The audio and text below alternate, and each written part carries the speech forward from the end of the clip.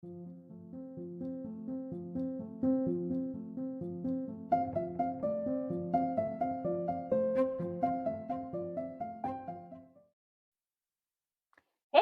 welcome to Unraveling with Jamie and July, where we explore the many layers of healing, deep dive into difficult or often avoided conversations, and unravel what it means to be a woman in today's world. What are we talking about today, July? Well, today we're diving into a movement that's challenging everything we were taught about success: the slow living movement. In a world that glorifies busyness, what happens when we step back and choose a different pace? So that's what we're going to be getting into. Right on. Yeah. Sounds fun. All right. So, shall we? Let's do it. Let's do it. Okay. I'm going to grab my computer and pick it up because, we have some notes. We have notes, so first, let's get into what do we think so many people why? Why do we think so many people are speaking up and acknowledging that we are burned out by the mainstream hustle and coming to terms with the fact that our current way of life is simply not sustainable? So, like, why do we think this is going on? Because you can't ignore it anymore. I'm thinking about like the state of the environment and the world and just like people's health. And I'm just like, it's, absolutely. I don't think you can ignore the mental health. Yeah. Crisis. Like, I'm just like, I don't think you can ignore it anymore.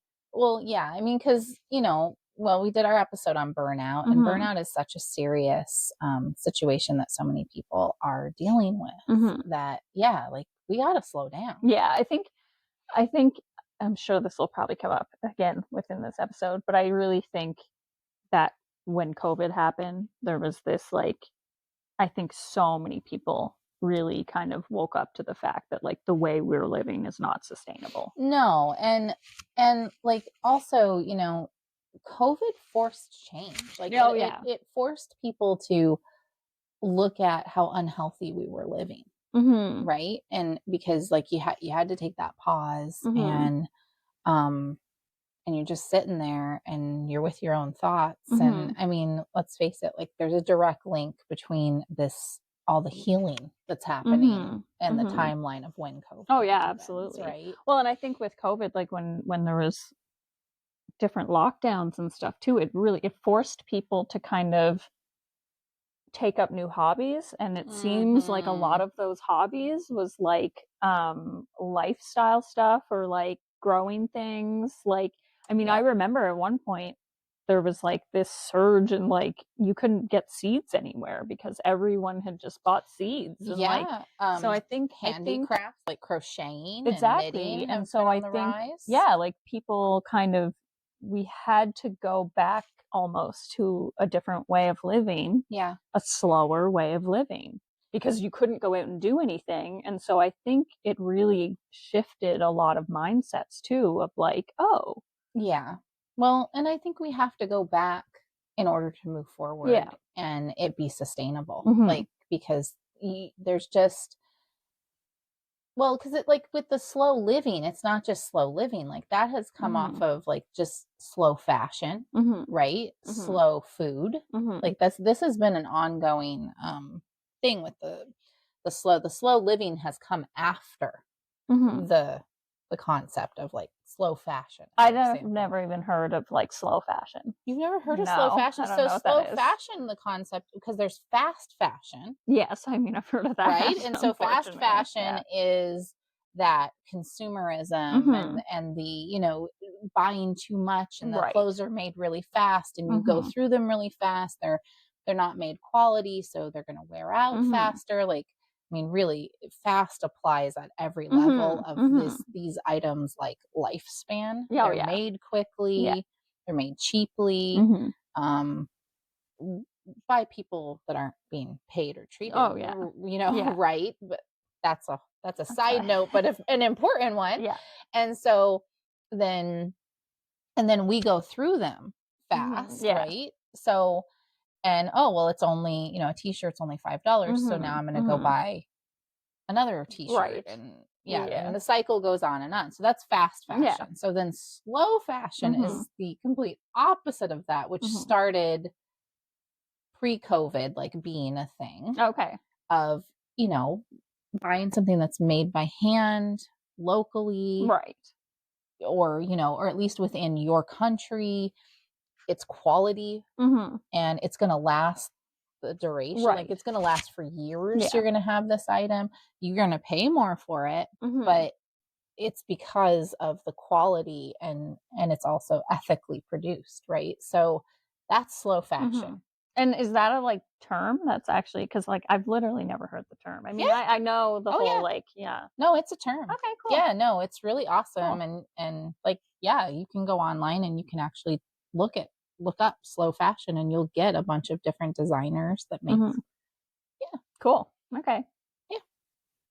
It's a thing. Great. No, it's a thing. That's cool. Okay. I've just never heard of it. Okay. So that's great. So slow. I mean, I've heard of like, obviously, like, you know, more ethically made clothes and all that, but I've never heard the actual term. Yeah, no. And sorry, guys. I have like something in my eye. But. So slow living, actually, that sort of has come after. It's like, you know, it's like a train. We're on a slow train. What's slow food? Like I can imagine what slow food is. That you grow and that you that makes sense. You prepare yourself. You're not getting it from a box. Gotcha. Okay.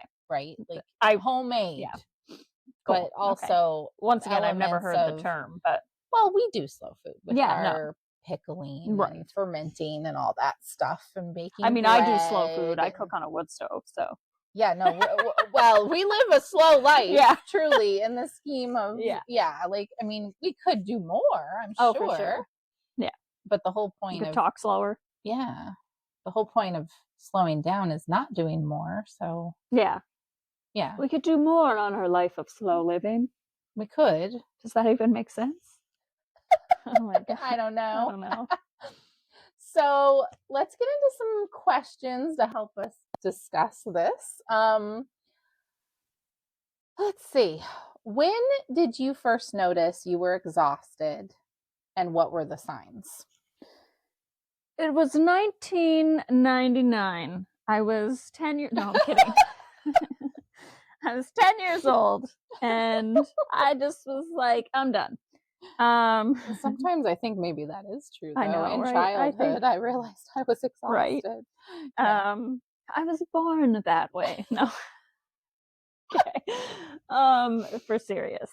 I don't know. I don't think there was like this moment where I was just like, I'm exhausted. I think it was an ongoing, not if we're talking about like, there wasn't this moment where I was just like, I'm exhausted. What's slow living? Yeah, no, I know. Yeah, so like, I think there was so many, I think I was just exhausted for a really long time.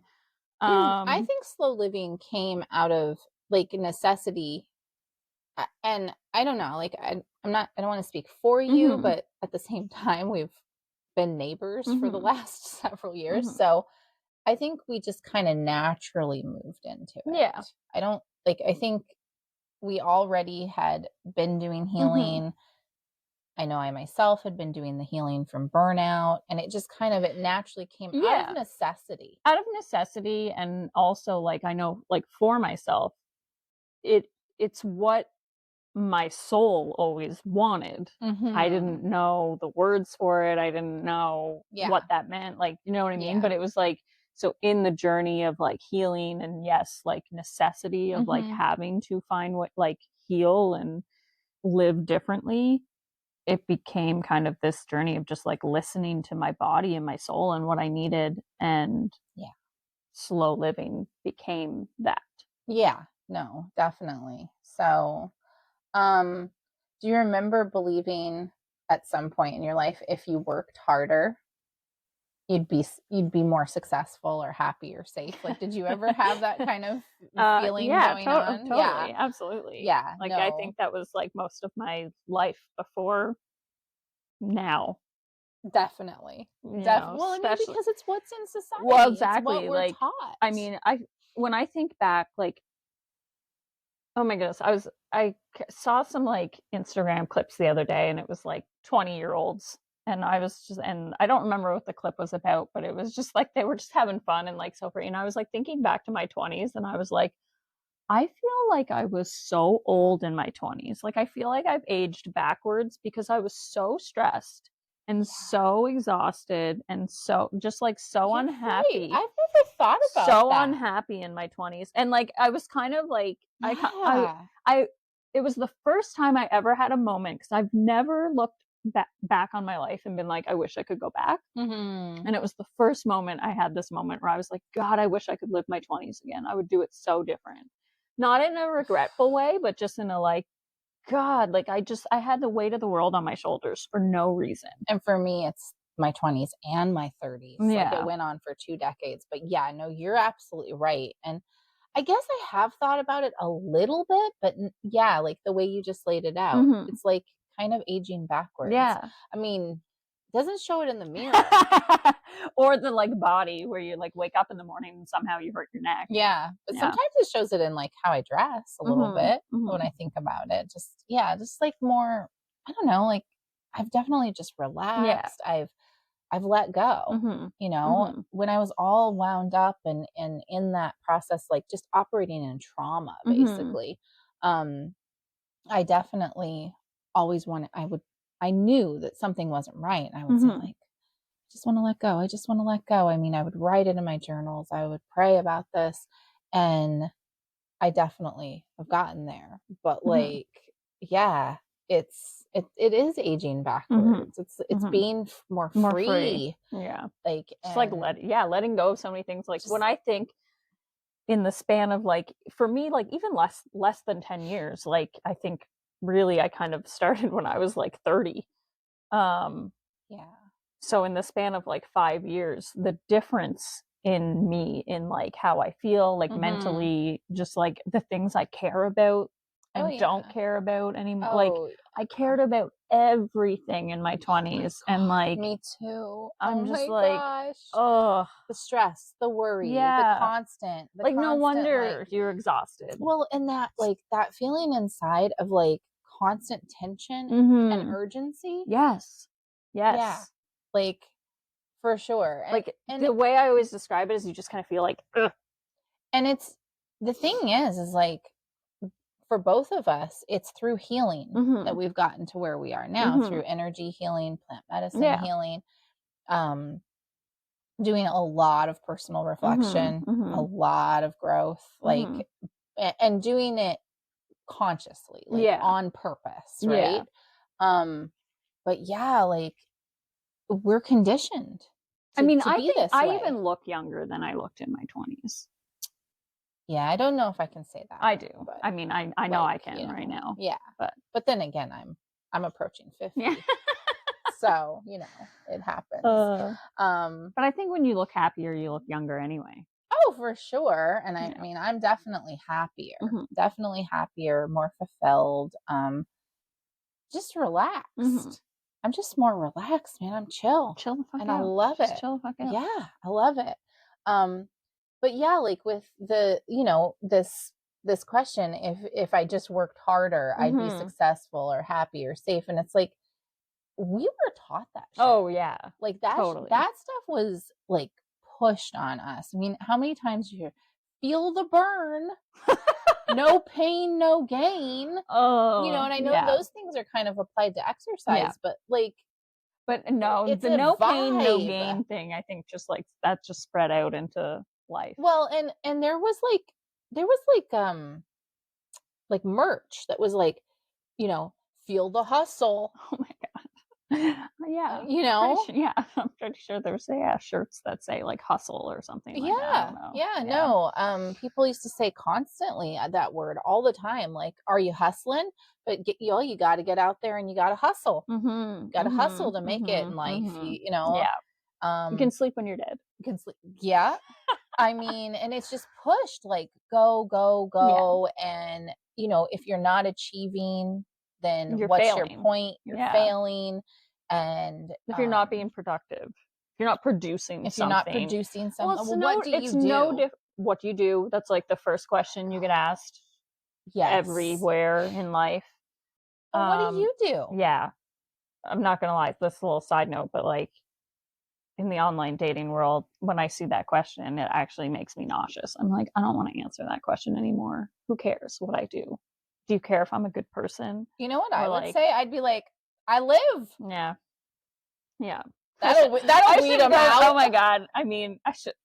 Never mind. Maybe no. I should just be like, well, I sleep, I shit, I just start listening. I eat food. What do you do, weirdo? Like, Grow my own yeah, food. go for walks, enjoy life. I don't know. Yeah, no, but it's like every time I would get asked that question, like, so what do you do? Mm-hmm. It's such a strange question too, because I like, know. It's like, well, how do you so what answer are it? your goals in life? Mm-hmm. That'd be a better Mm-hmm. question to Mm-hmm. me. What are your Or goals like, in what are some life? things you're interested in? What do you like dream about? Yeah. That'd be an epic question. I'd Yeah. love to have that Yeah. conversation with a stranger. So what do you like? So what do you dream about? Yeah. That'd be fantastic. Oh, that'd be great to start those kind of That'd be conversations in like just refreshing. like a lineup or something. You're waiting in this Yeah. line in the Yeah. grocery store. But we don't do that because we are literally conditioned to say, so what do you do? Do you know what I was And then thinking? make a Yeah. connection somehow, like, what is your value? Yeah. Yeah. Well, it's the same as like I'm just like having so many thoughts here right now. Some of them have nothing to do with what we're talking about, and I'm like, I'm just gonna be. That's okay. But it's the same as like, I mean, this has been something that I know I've had happen to me like so much over the years, and it happens to everybody. But you can't start creating something the minute you start creating something and someone thinks it's good. And I'm talking about like a craft, a hobby, or anything. It's like, oh, you could sell those. Don't get me started. Yeah, like that's Don't. Oh, that's like that's my life for 20 years. Mm-hmm. Yeah. Oh, well, what are you doing with that skill? Yeah. Yeah. Oh my God, you could sell those. Oh my God, people would buy those. Oh my God, you could sell this. There's like every these time, I cookies, swear to God, it like could be anything. every time that happens to me, my like inner teenager just flips the fucking table. It's like, well, I'm done with that now. Like that's It's frustrating. And like I definitely did play into that of, like I I love know. doing this. Yeah. Yes, let's go ahead. Let's try to make a business out of this. And Totally. I have to say, like, yes, you should do things that you like as like to make a living. Like Sure, you should absolutely. enjoy what you're doing. Absolutely. Absolutely.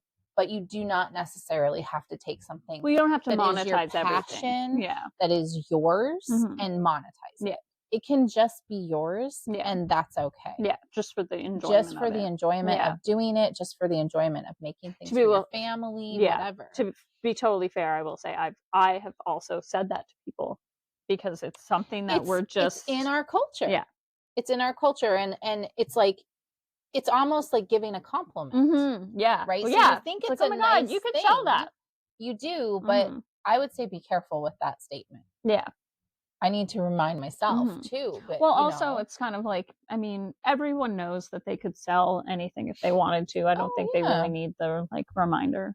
No, I mean, instead we should just say that is so beautiful. Oh my gosh. Like, and then if we want to, if it's something maybe we want to purchase, we should say, like, if you are interested in selling one of those, I would love to buy one from you. Like that might be fine. Yeah, totally. Because I mean, there may be some people who have something that they do that they maybe don't believe in themselves enough that they could sell it, and that would be a much better way to spark that.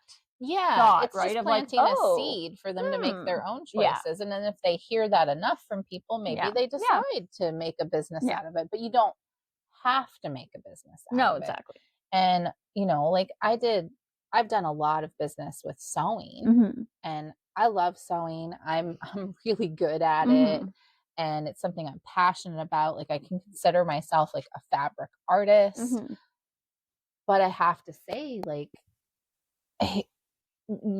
using it as a means of my income, my main income, it becomes exhausting, it becomes daunting, and it takes the joy out of it. I was going to say, like, yeah, there's certain, you got to kind of know that balance, right? Of like, okay, I love doing this, but do I want that pressure of that becomes my livelihood and take risk, the joy kind of being lost in it for sure. Yeah.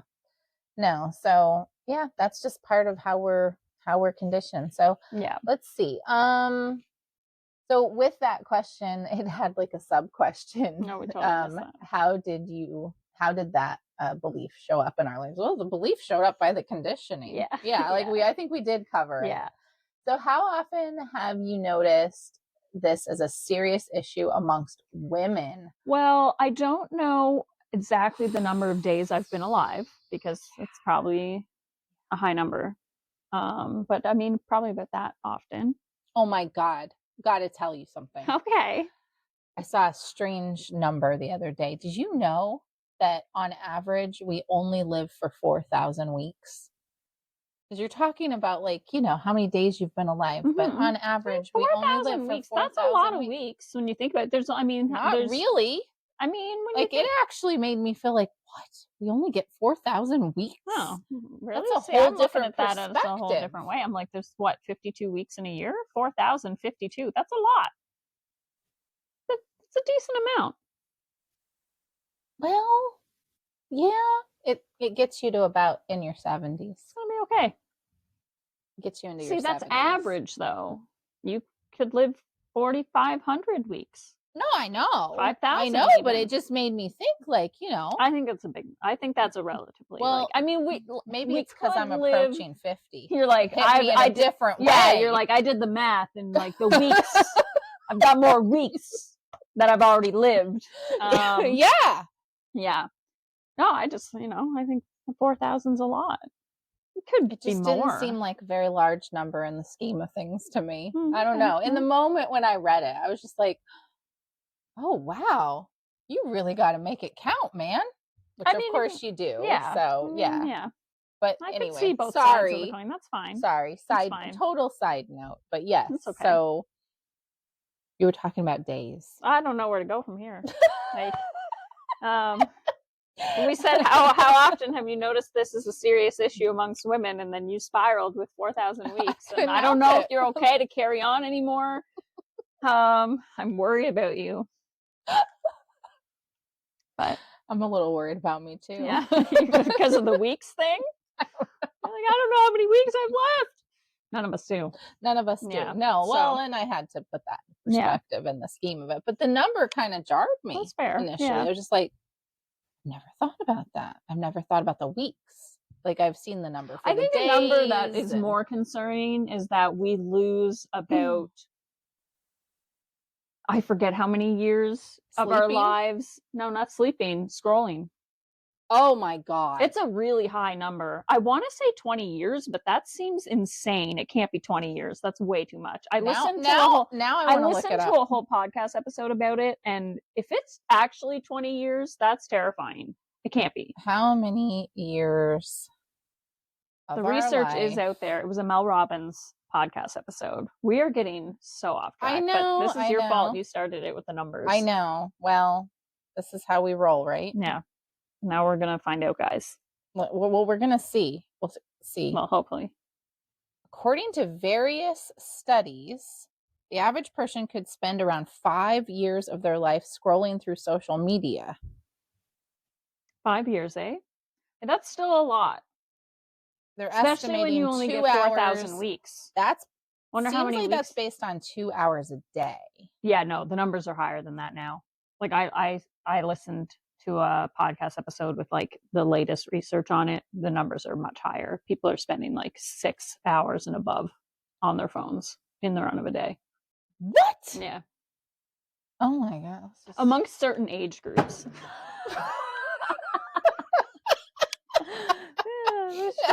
Yeah, over there. Like this. It hit the drum set. Yeah. Oh yeah. So on that note. Yeah. So. Yeah. No. Well. Okay. So we'll get back on topic. Okay. We can do it. We can bring this back around. Yeah. So how often have we noticed that this is a serious issue amongst women? This inability to slow down, that push, that constant go. Most women all the time. It's a problem, like a serious issue, because women we take on so much. Like we're nurturers, and within any setting, you know, we're looking after so many extra details. We're regulating like the emotional stuff that's going on in situations. We have to remember all the birthdays and the holidays and, you know, all this. And it's just sort of expected of us. So we have all that stuff going. And then, you know, you add work, you add kids, you add, I see women much more stressed out than men on average. Now, I'm not saying I have not encountered some very stressed out or burnt out or on the verge of burnout men. I see it really strongly with women. Oh, yeah. And just that, you know, it's like I can't even put a word to it, that feeling, which I used to have of like, I want to say it's the urgency again. It's that it's a tension and it's that, well, I don't think it has a word. I think it has more of a sound. It's kind of like, ah! That's what's going on. Well, I think of like, I always see, you know, like a circus performer, like spinning plates and juggling at the same time and holding something in its, you know, his mouth and all that. Like like the impossible task. Yeah. Balancing on a ball. Yeah. And I think a lot of women are in that state of just, you know, trying to hold it all together and keep it running and moving and feeling a lot of pressure of how much they have to keep things going and worry about other people, you know, getting fed or cleaning up after them or it, you know, like it just goes on and on. Right. Yeah. So yeah, I think it's a serious issue with women. Sure. So what is slow living and why are people embracing it? I mean, I think we kind of covered a little bit of what slow living is. Yeah, I mean, it's, well, I think too, though, we should say that slow living, it doesn't look a certain way because I think some people might think that it does. I mean, I think there's a lot of, once again, I mean, if you go to social media, you're going to get a pretty, that's just it. If you type in slow living and you're Instagram, gonna get that like homesteading off grid vibe, baking your own bread, and you know, it's funny because we actually just said we do some of these things. I mean, we do all those things, but gardening and those things, like that's just what our life looks like. But slow living could literally just be slowing down, not putting so many things on your plate. Yeah, asking yourself why you're choosing to do the things you're doing. Like, am I doing this because I want to do this and it actually is going to serve me and benefit me? Or am I just piling more on of stuff I don't want to do and that benefits others outside of myself, like all the time? And, you know, am I taking time to just be still and do something that's more methodical? It's for, you know, like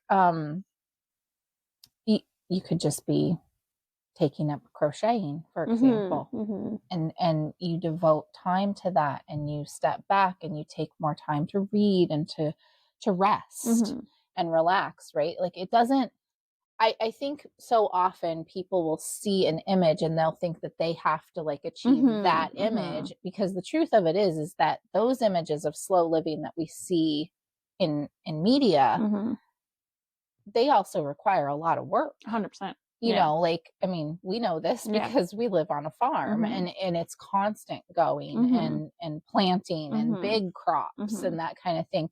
And it's busy. Having a garden is a lot of work. Yeah. But it's how you approach it too. Well, like this is something we love and it's mentally healthy for us to garden. Yeah. I don't feel like stressed in the garden. Exactly. I mean, on occasion with certain projects, sure. Well, I mean, weeding, sure. Weeding doesn't bother me as much. Comfrey. I'm talking about comfrey. I don't mind weeding. All the comfrey. We have a lot of comfrey on the farm. If you don't know, it has big ass roots. Highly invasive. Spreads like crazy. Yeah. And that shit is hard to weed. Highly invasive. So if for any reason you're inspired to move into slow living and you think, oh, I'm going to start growing herbs, medicinals. Don't grow comfrey. Maybe not. Or put it in some sort of containment. Yeah. We didn't plant it. And then light it on fire. We did not plant it. No. Like, it was here. Yeah. It was here, and it is here. It's everywhere. It's here to stay. It's not going anywhere. No. It's our constant companion. Yeah. Yeah. I even joined a comfrey group. Oh, I know. You invited me to it. It's wild. It's wild. Yeah. They make some very cool things. Yeah. So, but. Wow. We're really getting off topic on this episode. I love it. That's okay. Great. Yeah. Learning lots of stuff. So our next question is, so why are so many people embracing it now? Do you think we might be starting to, is that it? Yes. Yeah. Or do you think we might be starting to realize that speed doesn't equal success? Why are so many people embracing this slow living thing? Mm-hmm. And do you think that we might be starting to realize that speed doesn't equal success? I do think. Why? Yes. I do think. Yes, quite. I think maybe. Yeah. I think so. Like, I think that people are, I think that, again, COVID helped. Yeah, I was going to say, kind of like what we discussed earlier.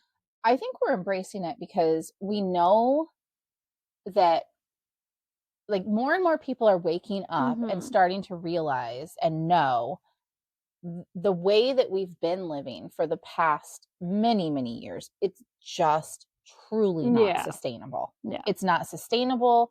It's not healthy. And if you burn out and you're not doing well, your health is like, what good is that for your productivity? Yeah. That's not going to get you anywhere, right? Pacing yourself. You know, I always, when I explore the concept of like the fast paced and then the slow living, I think of the old children's story with the tortoise and the hare, right? And we know how it ended, and that story was told to us over and over. That story was actually mentioned in the book I'm reading right now too. Was it? Yeah. In the Return to Love? Yeah. Because and who wins? The turtle. Yeah. The turtle who goes slow and steady, where, you know, the hare that's just doesn't win. Yeah. So it was there all along. Yeah. Right? But I think people are actually starting to realize, like, I can't do this anymore. There's so many people burning out all around us. Well, and like the conversations are different too. Like, you know, that's one thing I've really noticed with being out in the workforce still is over the last handful of years, even just the way that people are talking and realizing different things, the conversations have definitely changed in the last few years with like priorities and like just all of those things. Like I think a lot of people, like you said, were like waking up to it, but just like having really profound mindset shifts and priority shifts for their lives. Yeah. No, I mean, there were so many negative things with what happened in the world with the pandemic. And yet I think that there's been a lot of good that's come out of it too, because we weren't having those conversations. Not as much, for sure, before. I mean, I definitely was myself, but most people were not. I really felt like I was in a foreign land almost, like, what's going on with people? When are they going to clue in that this isn't the way to live? And then a pandemic happened, and it was just like the whole world was rattled. Yeah. Right? No, absolutely. But I'm also pretty sure that our issues with social media would have gone up during COVID, right? That's when scrolling would have gotten worse, and comparison and all that. So I'm sure that there's like a lot of negative for sure too. Yeah. That hasn't helped this. No. Like, and that's like the really shitty thing about social media, like, is that so many of us go online and we're comparing ourselves to other people, right? It sucks, which I think we might get into that in here. So when was the first time you heard about slow living, and what was your initial reaction? Well, I didn't. No, me neither. Like, it just kind of, it's like it almost evolved into my life, and I don't even remember when. Like, I don't know. I just know that I started seeing the term, but I had already been doing it. See, I've never even really seen the term. Okay. Like, well, I follow a lot of I've seen like homesteaders. intentional living and stuff like that, but I've actually never really. No. I mean, maybe I've seen the term, but I don't think it ever really like hopped out at me as like, oh, what's slow living? Yeah, it's not. Well, I mean, I don't really pay attention to hashtags, right? And I think Yeah, it's probably yeah. in there more than Oh, anything. yeah, maybe. I do follow like some influencers that are slow living type, like Right. they're Like, I think, yeah, homesteaders. like, I think I definitely do as well. And I think, like, yeah, I've started seeing more of that Yeah. online and stuff like that over the last few years. But It wasn't something like, I'm going to start slow living. yeah. I mean, I hope that some people will hear this Mm-hmm. and Mm-hmm. it'll plant some seeds of Yeah. like, oh, let me look into this or think about Mm-hmm. this. But no, it just kind of naturally happened in my life through the healing Yeah. Well, I process. think, like we said earlier, that Yeah. was kind of like, I mean, I think for myself, it was like before I kind of, there was this part of me that like always wanted to live slower, and like Mm-hmm. I didn't know the term for that. I didn't know that's what I No. wanted, but like, when I think back to kind of like before I really started like healing and whatnot, there was this desire, right? Mm-hmm. Like I was interested in the tiny house, kind of movement thing. Yeah. That's what I wanted to do.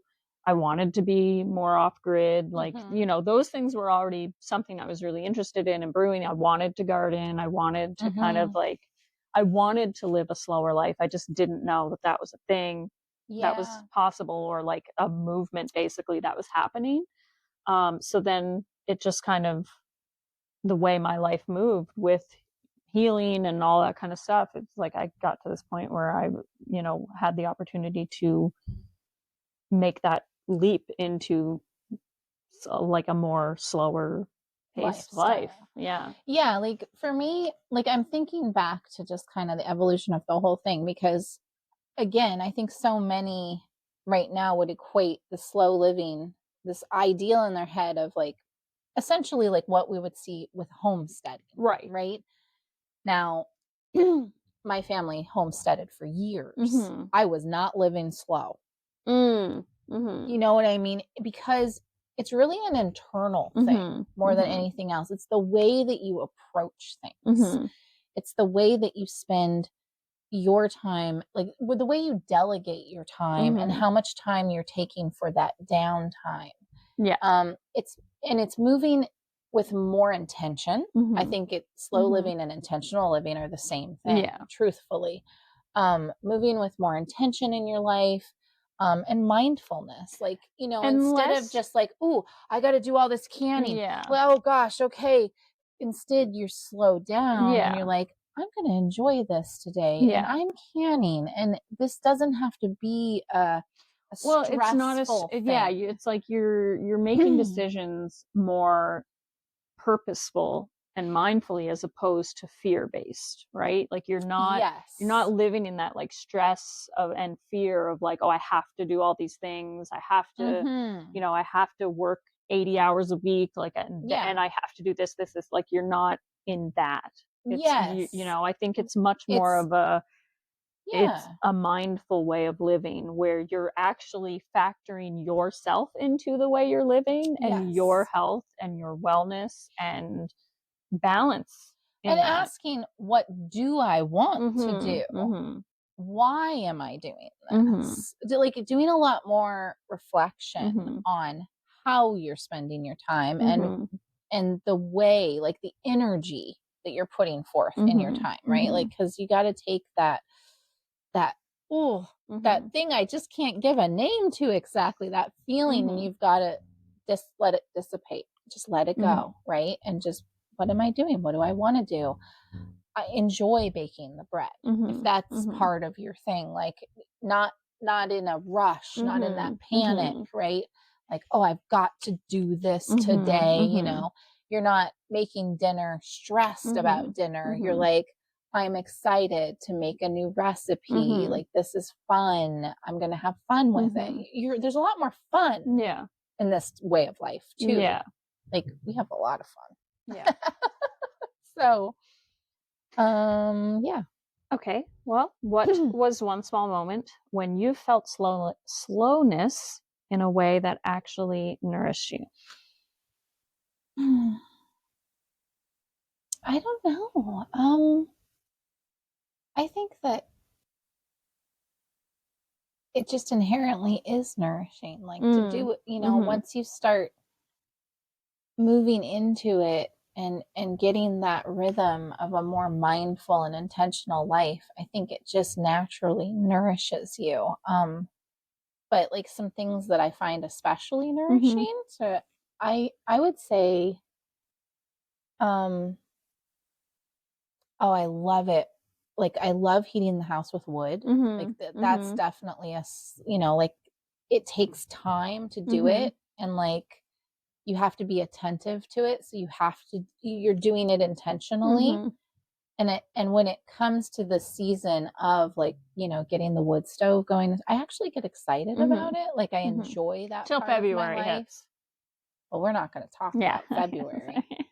We're not going to, let's not go there. Sorry. We're in February as we record this, and oh yeah, goodbye, ready for it to be over. Sorry, I didn't no, but like nourishing, like ways that have nourished, I don't know, like that, because everything that I do primarily within my day now is nourishing, so it's very hard for me to like pick out a specific.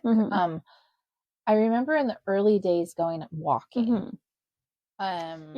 collecting stones like off the beach, these little mindful moments.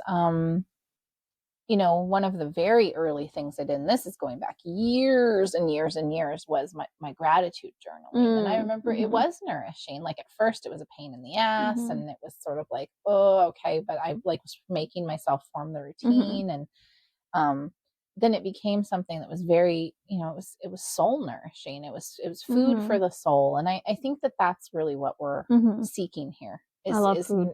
Food for oh my God, soul snacks. Soul snacks. That's such a great name for something. Yeah. I'm gonna put that in my noggin. Soul snacks. Because I Isn't love that snacks. like some of the things that we do? Like well, that's planting a mushroom bed, right? Yeah, that's a soul snack. Oh my God. New hashtag. Yeah. What else do we do? Like, I don't know. Every time we start seeds, that I'm gonna start snack. making some of our social media content soul snack. You would. Soul snack of the day. What about you? Do you have like anything that jumps out? Yeah, no, for sure. I think I've been at this a little longer than you, so. Listen, we're not here to compare. We're not comparing. No, it's just like, being older and going back. I'm just like, no, you totally have that. Yeah.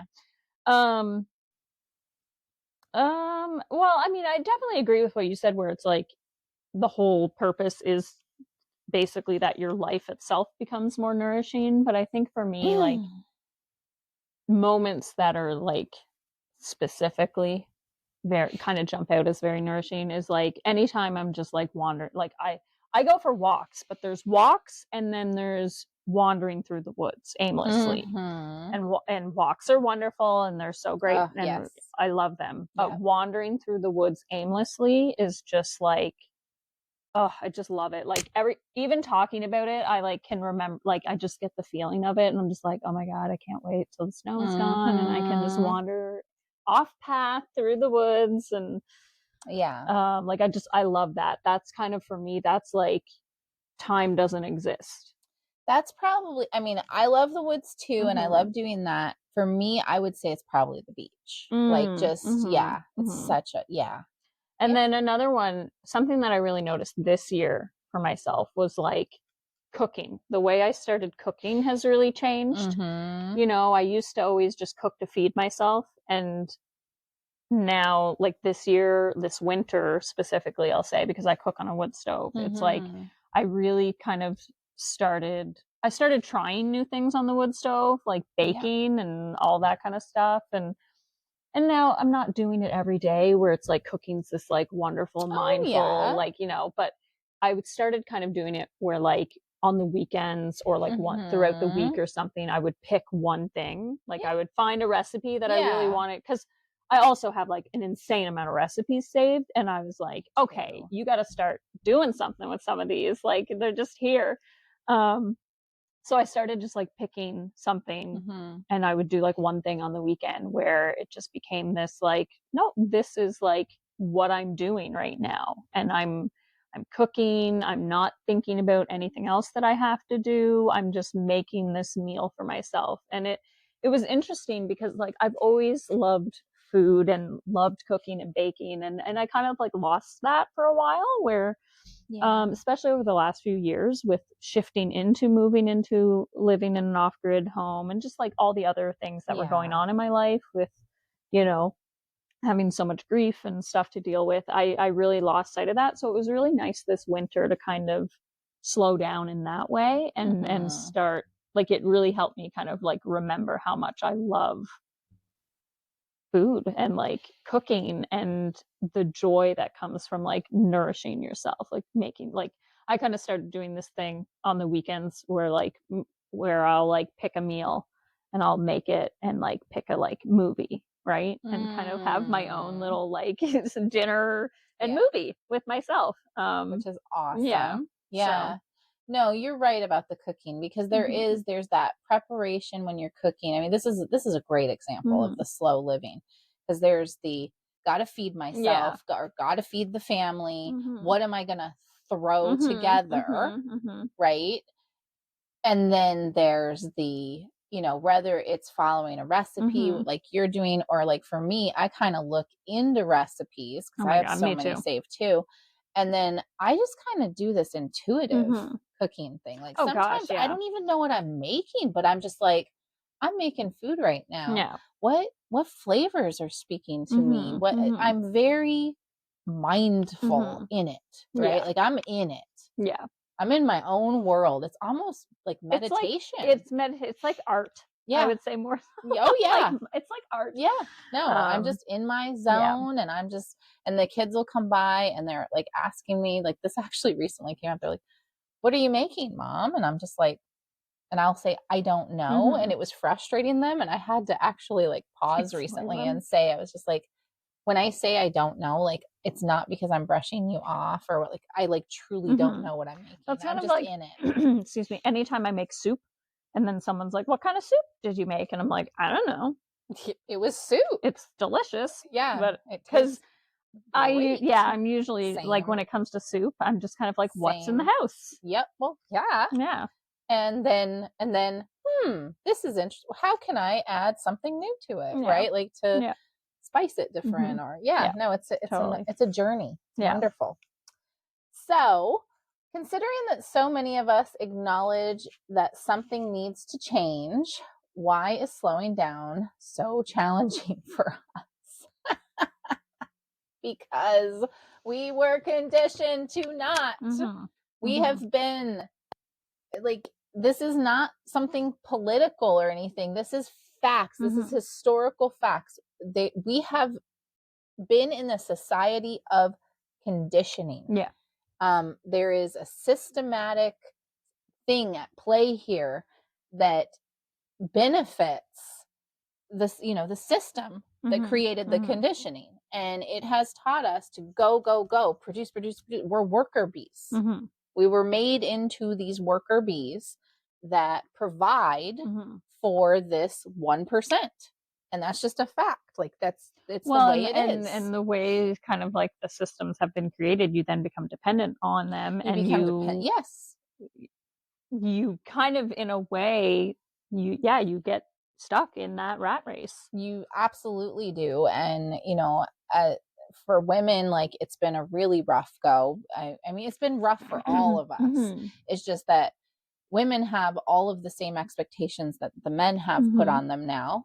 And then on top of that, they have all of the expectations that have been put on them forever. Like, well, for thousands of years, we'll say, not forever. Yeah. As we know, if you know, like for longer than 4,000 weeks. Yeah, ancient history and like women's like history and depth. Yeah, but no. So we're conditioned to do this, and it's been generation after generation, and it's just so ingrained in us, and it's like it's what we saw our parents do and our grandparents do. It's what our parents saw their parents and grandparents, and it just has trickled right down. And yeah, we just think that if we're not moving forward, we're not doing something, we're falling behind. Mm-hmm. If we're not producing, we're useless. Mm-hmm. If we don't have a career, like, you know, we're worthless. Mm-hmm. Like Mm-hmm. we attach so much to what we Mm-hmm. produce, and it's designed that way on purpose. Mm-hmm. This conditioning has happened on purpose. It's just that now it has backfired because it's gotten so insane that, you know, I think, and social media really made things worse, um because it's that, well, I shouldn't even just say social media, it's the internet and Mm-hmm. smartphones, because, you Mm-hmm. know, like, there's no break ever. Yeah. There's never a break. Yeah. So yeah, like it's conditioned into us. Mm-hmm. That's what Mm-hmm. and so it's very challenging. Yeah. You're breaking generational Oh, patterns for of sure. I conditioning. mean, like, you know, I'll say for my own self, it's like I wanted to live in the way that I'm living now, but Me too. it still comes up for me of like the feelings of Absolutely. like, oh, you don't have a career, you suck. Like, you know what I mean? Like, or like not even so much you suck, but like I'll question my choices. Mm-hmm. That still comes up where I'm like, am I making the right choices in my life? Or am Mm-hmm. I just kind of like behind Oh yeah. because I'm in my 30s and don't have this career and like, Mm-hmm. you know, because I mean, you're raised to be like, get a career, get a good job, buy a house. Yeah. Like that's, Be in debt yeah. until you die. And like, I mean, that was another thing for me where I was just like, I do not want to do that. Like, I don't want to sign a life sentence of 25 years or more of being stuck in this debt. This loop. And Yeah. yeah, you just like, no, that sounded terrible to Yeah. me. And yeah, but I mean, but it still comes up of like, am I making the right choices in my life? Well, and I think it comes up. I think, you know, sometimes when the things are resurfacing, one, it's just that old habits die hard, Yeah. you know, that sort of a thing. The conditioning runs so deep that Oh, yeah. um, getting through it and healing past it and, like, you know, just absolving it, Mm-hmm. it's almost an impossibility in a sense to fully absolve it, because Mm-hmm. it just, ever so often something will happen, something will trigger. It could be something you hear in a Mm-hmm. movie Mm-hmm. or just out in public, and it just brings it back up Mm-hmm. for a moment, you know, or it's just something, there's a trigger within your Mm-hmm. own life that you Mm-hmm. sit there and you go, what did I do today? Mm-hmm. Like, oh my Mm-hmm. God, I was so lazy Mm-hmm. today, or Oh gosh, whatever, I mean, I or think that that's definitely one for me where it's like I don't ever feel like I'm busy. yeah. I have a lot of things on the go Oh yeah. and like things I'm doing, but I don't ever feel like I'm busy. And there's actually this part of me that that'll come up sometimes and be like, I don't like I'm not stressed, I'm not busy. I should be. Mm-hmm. Like there's this like feeling of like I should be. Well, that's just it too, right? Is because that feeling of stress, it's Well, so you get normal, yeah. right? Well, Like yeah, your nervous system becomes you're addicted to that feeling. exactly. Yeah. And it's all by the design of the conditioning. Yeah. It's on purpose. This Yeah. is done to us on purpose. Yeah.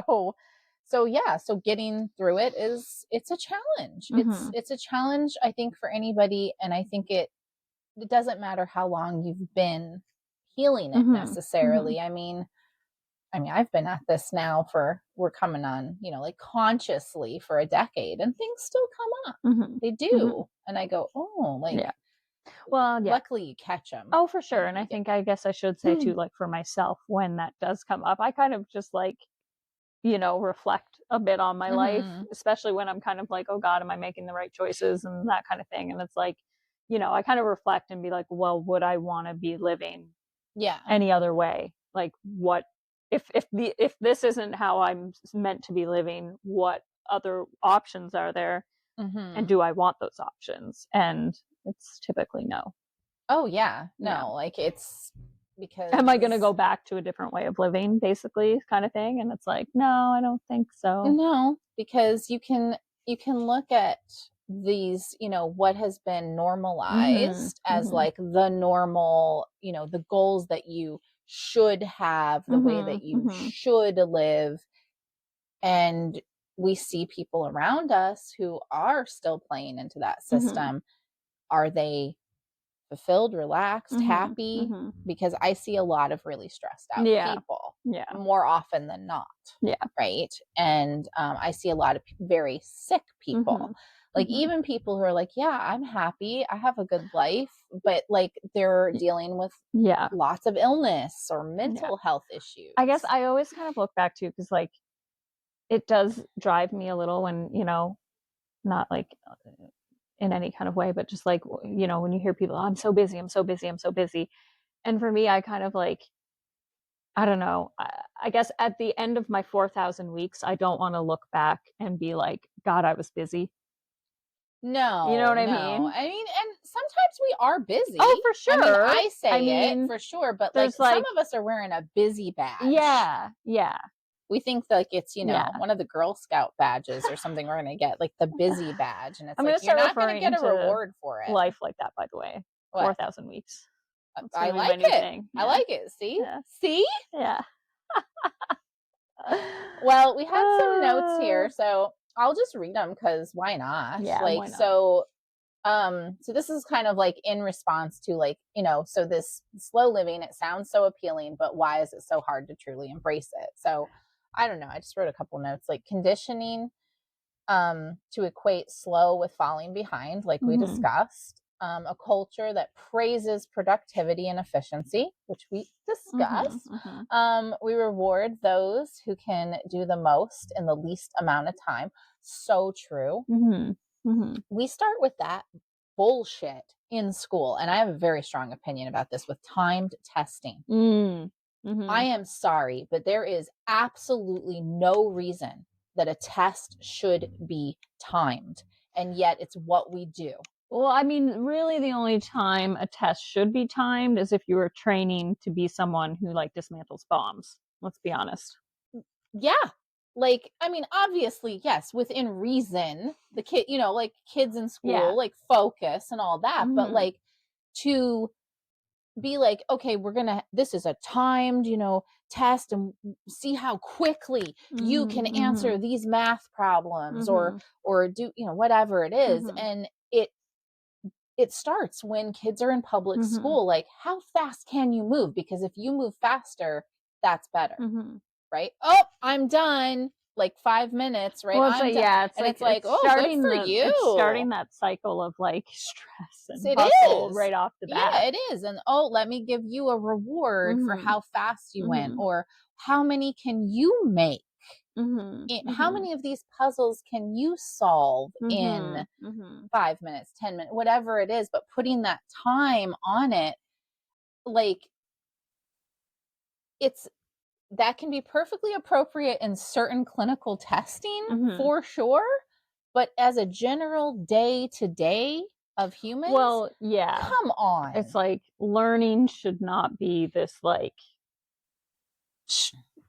stressful competition thing. It's just back into this conditioning, right? Yeah. Well, like you think about people who you go back to the Great Depression, because like this has come up. I'm thinking about how during the Great Depression, when people, they were desperate to feed their families, they, a lot of people from say Oklahoma moved to California, and like they were pickers, right? And it was how many boxes, like you were paid per box, right? So it's like, well, how fast can you pick and fill a box? Because then you're going to make more money. And so it's like we've always in our society attached like how fast you can move and how much you can produce in the shortest amount of time. And like, why would we do that? Because it benefits somebody that's over us. It's not benefiting us. Yeah. Necessarily. Yeah. Right? Like, so yeah. Well, it is in one hand and then not in the other, right? It's like, sure, you might make a little bit more money, but you're exhausted, your body hurts, like whatever, right? Your health is declining. Exactly. You're stressed. Exactly. Yeah. So yeah, like, and we reward people for it. Like it's very much there's like a pride attached to it when you do achieve, like, I did this much today. I finished that test before anyone else, right? Like there's a definite pride attachment. So, and it's done on purpose. So it also in the notes, it challenges the system that shaped us for its benefit. Yes, exactly. Yeah. That's what I'm saying. Like, this system benefits and we don't. We just keep getting sicker and sicker and more disconnected from one another. We've lost community.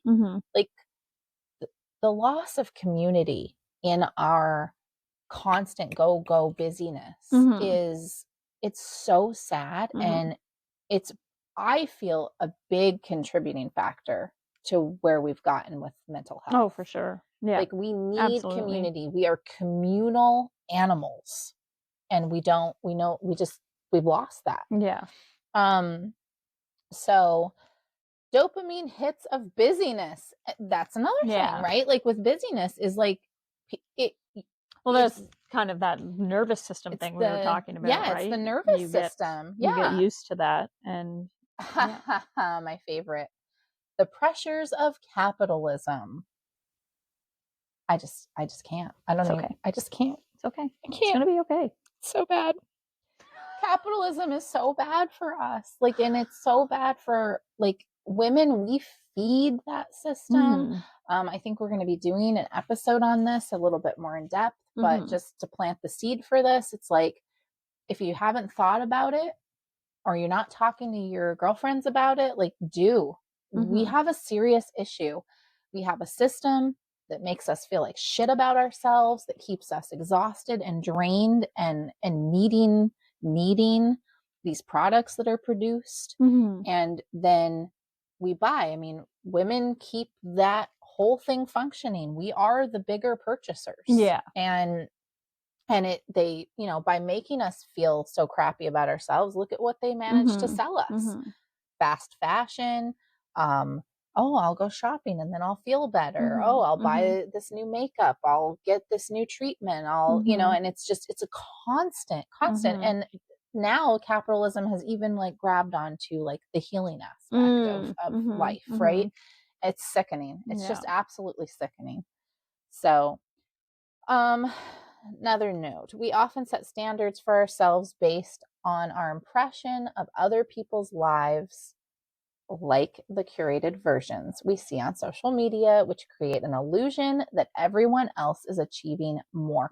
Such a problem, right? Like, I mean, and I know, even for myself, I've definitely had little moments where, like, you see something going on someone's social media account and you think, how are they doing it? How are they producing this content for social media? They're doing all these things. Their house is like, like a magazine, and they have all these kids, and like how are they doing this? And it makes you feel like, well, shit, like, I'm coming up short here. Like, it can mess with you, really mess with you. And I think the less self-confidence you have, I think the worse it can be, because, you see these, beautiful people who are all, it's filters and all this stuff. Like, I cannot even tell you how many times I've seen someone in real life and then seen them on social media, and I've been like, what? What, have you been online dating?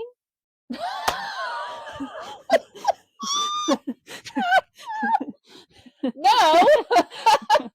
No, but, like, you get it, right? It's like, is that the same person? Because this does not look like the same person, right? But when you are outside of that, if all you're seeing is that social media, impression, it's like that. If you did not have self-confidence, if you didn't feel good about yourself and your looks or your home or whatever it is, it definitely could make you feel really shitty about yourself. For like, sure. It could really affect you. Well, it's actually, it's so interesting, because, like, and I know we're kind of, like, getting off topic here to, like, talk about social media for a second, but it's like, we all know in our minds, we all know that, like, we do not present the realist version of ourselves on social media. Like, it's the highlight reels. I'm not saying that in a bad way. It's the highlight reels. Absolutely. Even for myself, I'll show up on social media and I'll share my words, which are very, you know, authentic and vulnerable and whatever and all that stuff. And I'm showing up real, but I'm not going to post a picture of myself, you know, just crawling out of bed when I look my shittiest. Like, I'm just not going to do that. No, most people are not. Yeah. No. So like, no matter what you're doing or presenting, it's like, yeah, like I'm not going to put my shittiest, messiest self on social media.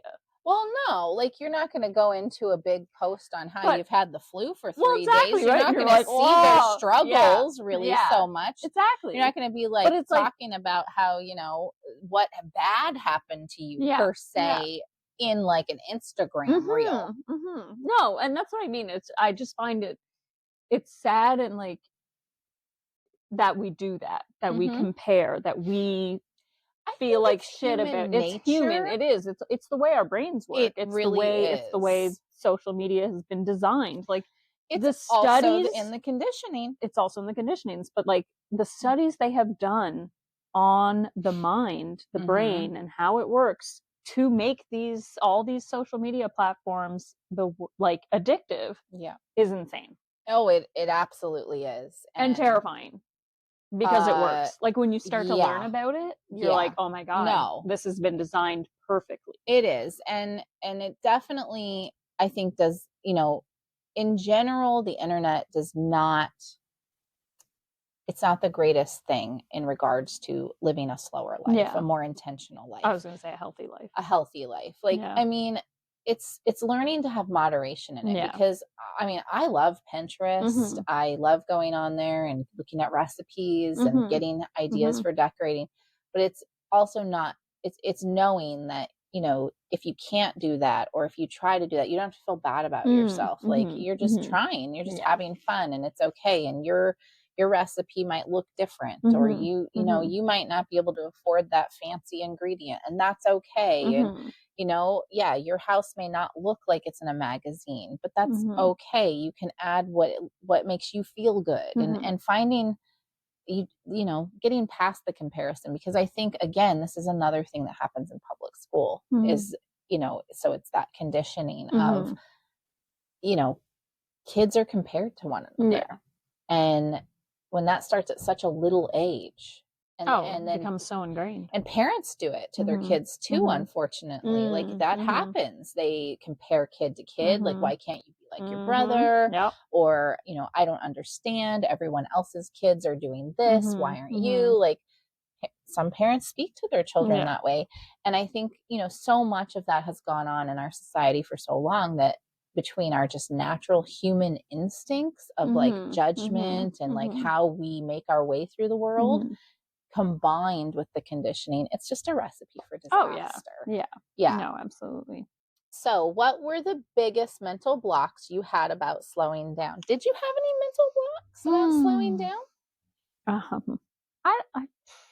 I mean, I think we've already discussed some of them, but biggest mental block, I don't know if it was a mental, I guess it would be a mental block, but I think I just felt like really stressed. Like, I think that was the thing for me. It's like slowing down. The biggest thing for me with the slowing down was the nervous system, was letting go of that feeling of anxiousness, of tension, of feeling like you always have to be on, you always have to be doing something, you always have to be producing something. It's definitely not like some magical, like instant thing. Like, it's something that you slowly have to pull yourself out of, or pull away from. And you have to know that it's not necessarily going to be easy. Like, I mean, I didn't know that at the time. I just was healing, and I was determined. I'm healing. I'm working on myself.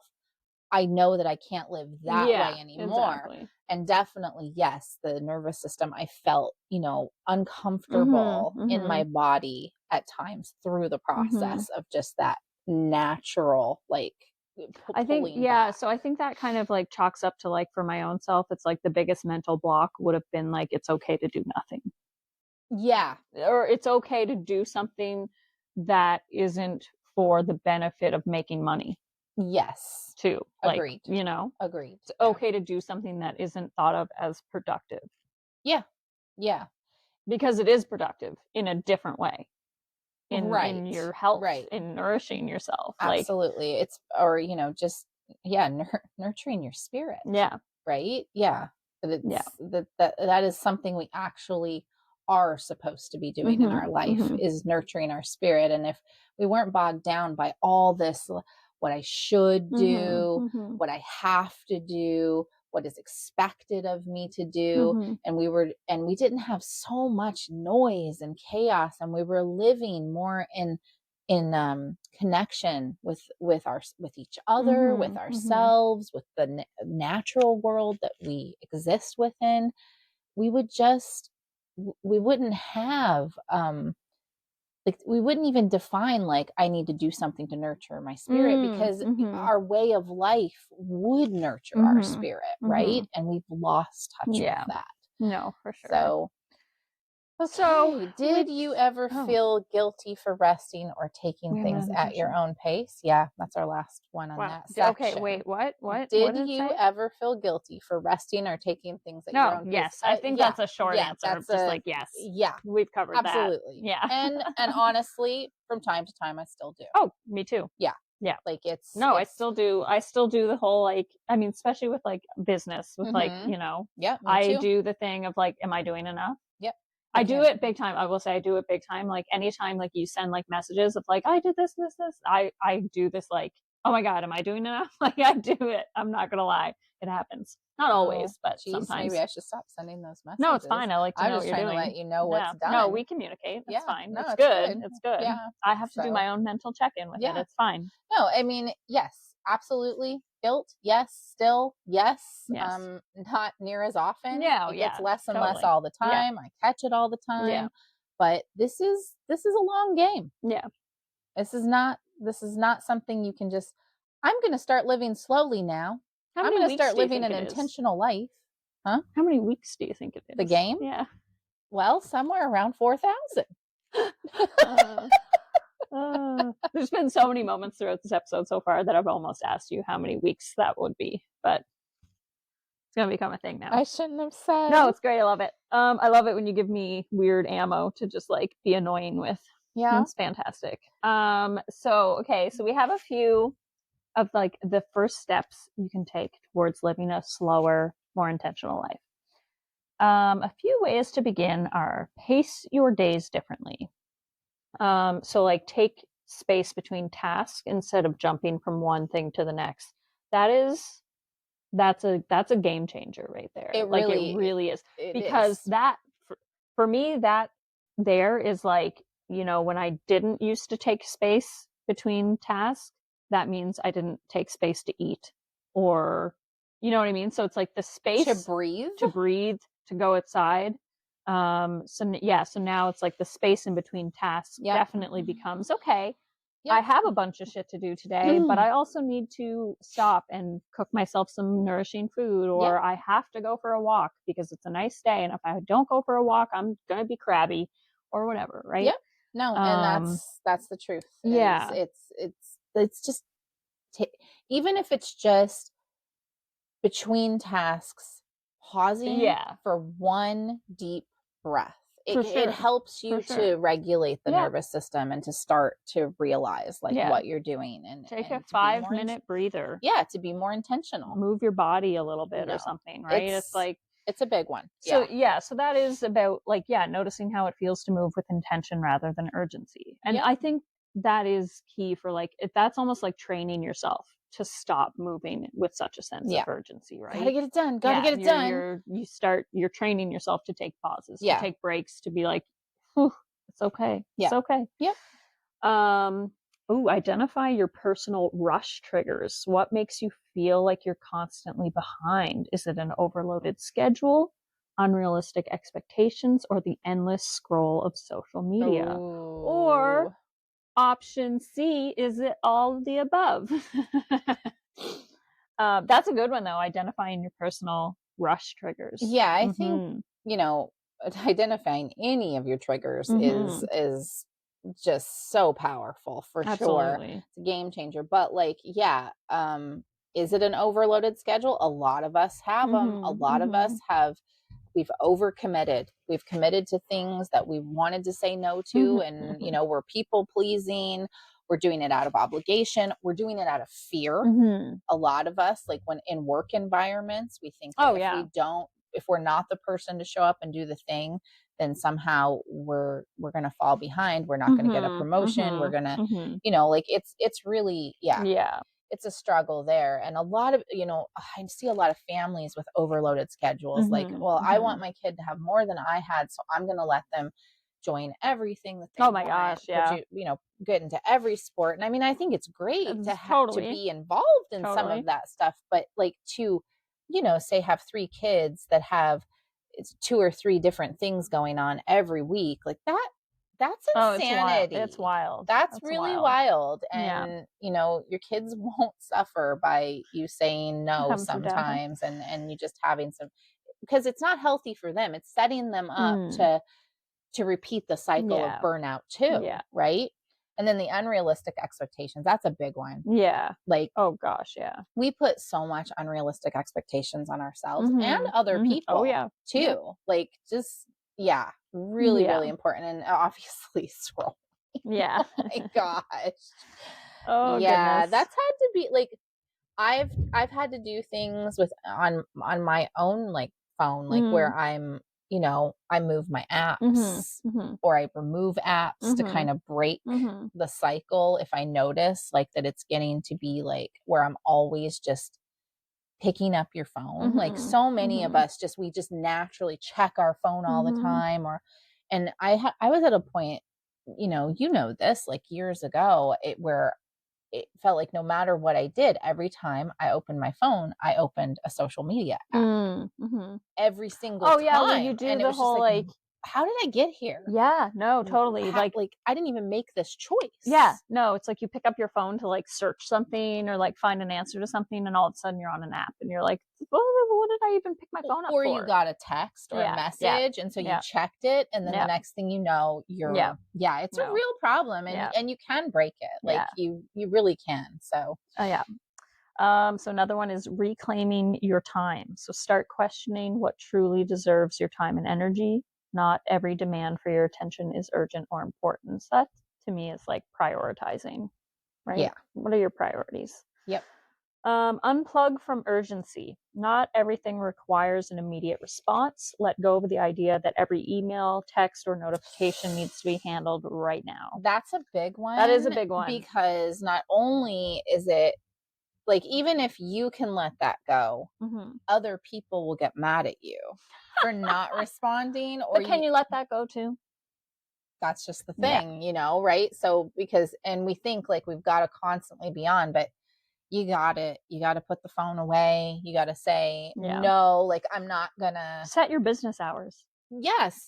Give yourself non-negotiables, right? Yeah. Like give yourself like, I'm gonna put my phone away at, we'll just say 8 p.m., 7 p.m., like whatever it is. On Sundays, I don't check messages. I don't check emails, right? I don't. Yeah. So. And practice micro moments of slowness. Like we were talking about, even 5 minutes of being fully present can reset your nervous system and shift your perspective. So taking those little pauses. Yeah. And it doesn't, like, when you first hear that, I know for myself, I remember thinking 5 minutes, really, what could 5 minutes do? Right? Like how can just 5 minutes make much of a difference? It makes a difference. Well, you take 5 minutes and you breathe. And you do that daily. Yep. It's very good, very powerful. Yeah. So a few more questions here. What are some real tangible ways you've slowed down in your own lives? Well, I made a note within this one: boundaries and non-negotiables. So like non-negotiables is something I more recently learned about. And it's, saying like, no, like these are the things that are the absolute, like I must do them daily, weekly, monthly, whatever it is. And it's sort of your standards for me, I do it with self-care primarily, and like family time, making sure that, because these things are important to me in my life. So your non-negotiables are basically the most important things in your life that you are not willing to negotiate on any longer. And it helps you in forming boundaries. Yeah. It helps you to say, no, I can't do that today, because you know that you have set a non-negotiable for yourself in your own self-care, right? Like, this is what's in my best interest. This is what I need for me to care for my human, or to nurture my spirit, or to accomplish my goals, whatever it is, right? And then, it's no longer, it's not an issue, because, like, to be, well, okay, well, maybe I could move that. Maybe I could, bend, because you just say no. And because boundaries are hard for a lot of people. It's really challenging to set boundaries. And I know for myself, it's a journey. And I think I've gotten really good at it now, but it has taken some time. Yeah. What about you? Do you have any, like, tangible? I mean, the whole time you were talking, the only thing I was thinking about was, like, saying no. Yep. Like, that's, Nope. I'm like, no. Like, Jamie's what are nope. some real tangible ways you've slowed down in your own life? Yeah, saying no. Yeah. No, you're really good at the nope, can't do that. Nope. And not explaining yourself. Yeah. Like, that's, like, I don't know. I think, like, for me, it's kind of like, I will say, it's like, being able to remember that feeling of stress is, like, a really good benchmarker, because anytime, like, that's your gauge for boundary setting right there, because anytime I start to feel that, I do a check-in, and it's like, what's going on? What do I need to say no to? What do I need to move off my plate? How do I need to reprioritize things? Like, because I'm not living in that state. That's not how I want to feel. Not happening again. Yeah, that's not happening. So for me, it's definitely a saying no to things. So again, we're boundaries. Yeah. Boundaries. Yeah. I mean, it's a big one. And totally the non-negotiables too, like in whether that's your daily routine, like things. Yeah, absolutely. I would agree with that. It does. It helps. Like, you could have a non-negotiable that once a week you're cooking yourself a fresh, healthy meal. Yeah. Yeah. It's that simple. Absolutely. That's moving you into slow living. Yeah. Right there. Yeah. Or, once a week you're going for a walk in the woods. Yeah. Right? Yeah. So absolutely. It does help to set a standard for yourself, and it be non-negotiable. It's not you're not going to compromise with someone unless it's an emergency, right? And really, what is an emergency? Because a lot of us think, oh, it's urgent, I got to get over to help that friend or whatever. Like, and it's losing an arm or something. That's not an emergency. It's okay for you to take care of yourself first. Yeah. So what's one thing you want to commit to this week to further embrace slowness? Honestly, the life that I live, if I go any slower, I might start going in reverse. Yeah, like, I don't actually. It's winter. Yeah, it's winter here. I'm pretty good about it. I mean, there are times when life doesn't feel slow. I mean, we're getting ready to approach a time, spring, when it's planting season, right? And it gets very busy. Yeah. And that's okay. That's life. Yeah. Where there's going to be times, but in general, no, I don't know that I need to myself commit to a particular thing this week, because I've come so far. But like, some suggestions would be, if I was in my early days of it, commit to every day at lunchtime, before you eat or after you eat, to take 5 minutes and just breathe and focus on your breath. Or commit to, at night, before you go to bed, journaling. Or like, you could work in any number of things here. Or like on Sundays, cooking fresh food for the week ahead. Maybe that becomes something you try to incorporate into your life. Just being more intentional and finding, I think, for anybody who is newer to this, who has been in the rush or has, suffered from burnout, and you're wanting to really move into this, I would say, sit down with yourself and try to figure out, like, what's important to you, and what life do you want to live, and in what way right now, what things are you doing in your day-to-day life currently in this moment that do not serve the life you want. Yeah. Right? Like there's no, like, what's the purpose? And in all your commitments, asking yourself, like, why am I doing this? Mm-hmm. What does it bring to me? Do I like it? Mm-hmm. Is it where I want to stay? Like, if it's a job, is it something I want to stay with? Why? Just kind of reflection, I think, is really one of the first steps in changing anything. Oh, life. yeah. Yeah. No, absolutely. So, all right. Well, I think that's we've done it. We've done it. We've done what we came here to do. We've talked about slow living. And so to wrap us up, we want to remind you that slowing down isn't necessarily about doing less, which I know might seem like that's what we were saying, but it isn't. It's about doing what actually matters, hence the reflection suggestion I just gave. It's about stepping off the hamster wheel and asking yourself, what kind of life do I actually want to be living? And because, like, the world's going to keep spinning, but you don't have to spin with it. So this week, we challenge you to reclaim your time and move into a state of intention and mindful moments. So very good. Yeah. So give her a go. Give her a go. Yeah. Give her a go. Yeah. That's island speak. Yeah. There you go. That was like this morning with the, what did I say? Give her hell or something like that. I don't know. Give her. Yeah. Give her. Yeah. There we go. So if you felt this in your soul today, send it to someone who needs a permission slip to slow the hell down. Yeah. And if you're ready to stop just thinking about slowing down and actually make it happen, come hang out with us inside the Unraveling This Life membership for the next deep dive, where we will walk you through practical steps to build a slower, more fulfilling life. And until next time, we love you and be kind to yourself. See you again.